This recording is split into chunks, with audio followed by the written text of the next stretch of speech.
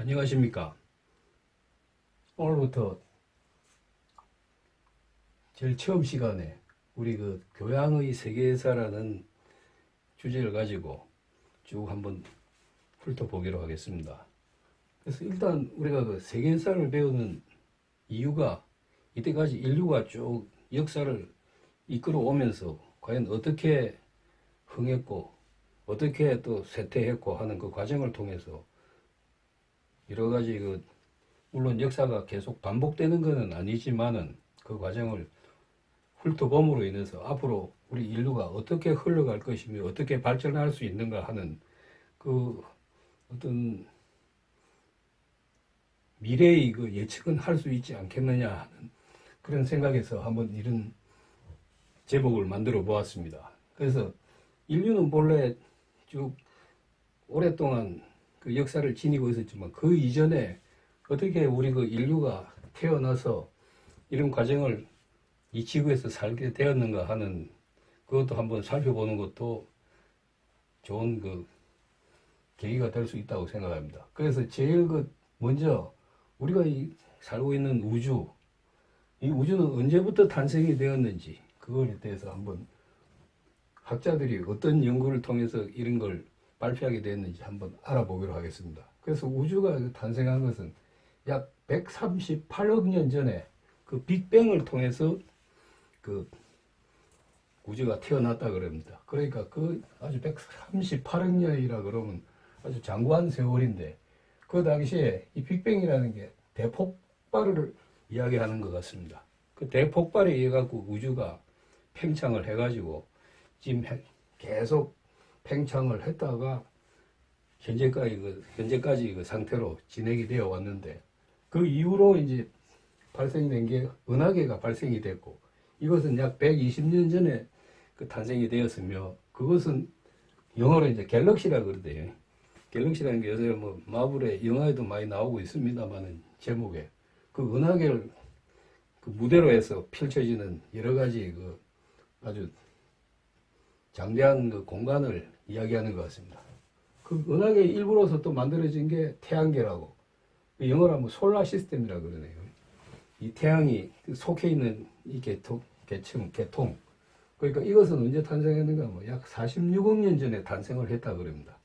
그래서 태양은 이때까지 벌써 저렇게 오랫동안 계속 불타올라 가지고 지구에 열도 공급도 하고 빛도 공급을 하는데 저게 갑자기 소멸되면 어떠나 하는 이런 그 의구심을 갖고 있지만은 그 학자들의 그 연구에 의하면 태양은 앞으로도 한 50억 년은 더 충분히 빛을 발하면서 현재의 상태를 유지할 수 있다고 그럽니다. 그래서 그 태양의 일부로서 우리가 지구가 또 탄생을 하게 되었는데 지구가 그 새로 생긴 게 언젠가 하면 약 45억 년 전에 지구가 탄생을 하였다 합니다. 그럼 지구가 그 45억 년에 탄생을 해가지고는 한 20억 년 동안은 아무런 그 대기 물질도 없이 그냥 암흑 속에서 산소도 없이 그냥 생물도 하지 않은 그런 상태에서 약 25억 년을 그대로 지내왔고 그 이후로 어떤 화학적인 반응이나 여러 가지 그 태양열이나 또 이런 그걸 합성에 의해 가지고 최초로 이제 동물이 발생한 게 약 6억 3,500만 년 전에 그 출현하였다고 합니다. 예, 그래서 지구에 식물도 생기고 동물도 생기고 그리고 여러 가지 대기의 그 물질이 생김으로 인해서 그 식물과 동물이 번성을 하게 되었는데 우리는 그 이후의 시기를 세 개의 그 시대로 나눈다 그럽니다. 그래서 제일 먼저 이제 고생대라는 그 시기가 있었고 그걸 우리가 그 이해를 좀 더 쉽게 돕기 위해서 한자어와 영어를 같이 그 기재를 해놨습니다.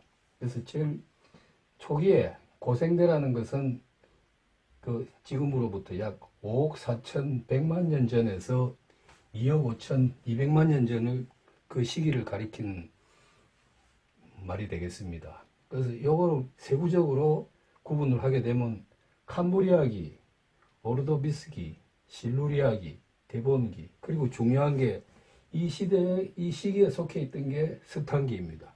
그때 식물이 무성하게 자라가지고 그 어떤 지층에 묻혀가지고 그때 그 과학적인 반응에 대해서 지금 쓰고 있는 우리 그 석탄들이 이때 그 화석 연료로 쓰고 있는 석탄이 이때 그 만들어졌다 그럽니다. 그 이후에 이제 폐렴기가 있었고, 그 우리가 대표적인 게 고생대에서는 항상 그 기억할 수 있는 게 그 석탄기가 중요한 그거고, 또 그 고생대에서 식물이 육상에 그 올라오기 시작했다 그럽니다.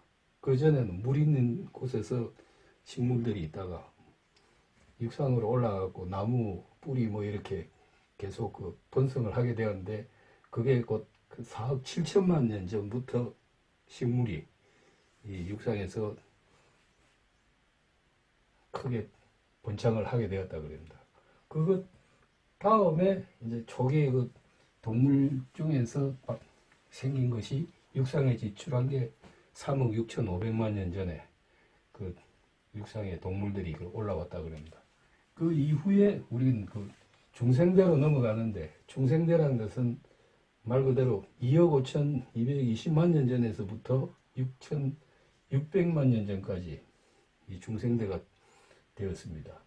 근데 중요한 것은 이때 제일 크게 발달한 동물들이 몸집도 크고 그 크게 발달한 동물들이 파충류 중에서도 공룡이 제일 그 시대에 번성해가지고 아주 한 장기간에 걸쳐 그 시대에 그 시기에 번성을 하였다 그럽니다. 그래서 파충류라는 것은 우리가 대표적으로 공룡을 칠 수 있고 거북이, 악어 이런 그 갑각류들 이런 것을 이야기하는데, 공룡도 그 당시에 바다에서나 예를 들면 그 어룡이죠. 바다에 살고 있는 그 안 그러면 그 하늘을 날고 있는 조룡, 이거는 공룡으로 안 친다 그럽니다.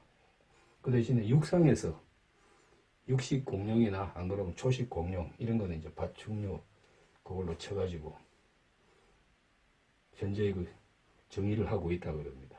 그래서 이런 공룡이 갑작스럽게 지구상에서 장기간 지배를 하고 있다가 갑자기 멸종을 하는데, 그 이후로 지금 학자들이 이야기하는 게 그 백악기 말기에 공룡이 그 대량 멸종을 했는데, 그건 뭐 때문에 그러는 건 그 우주에 있던 소행성이 갑자기 그 지구를 충돌을 일으켜가지고 대기 변화가 일어나가지고 그로 인해서 아주 혹독한 추위나 안 그러면 그 먹이가 없어져가지고 갑자기 멸종을 했다, 이런 그 설이 있습니다. 그걸 소위가 가리켜서 소행성 충돌설 이런 거라고.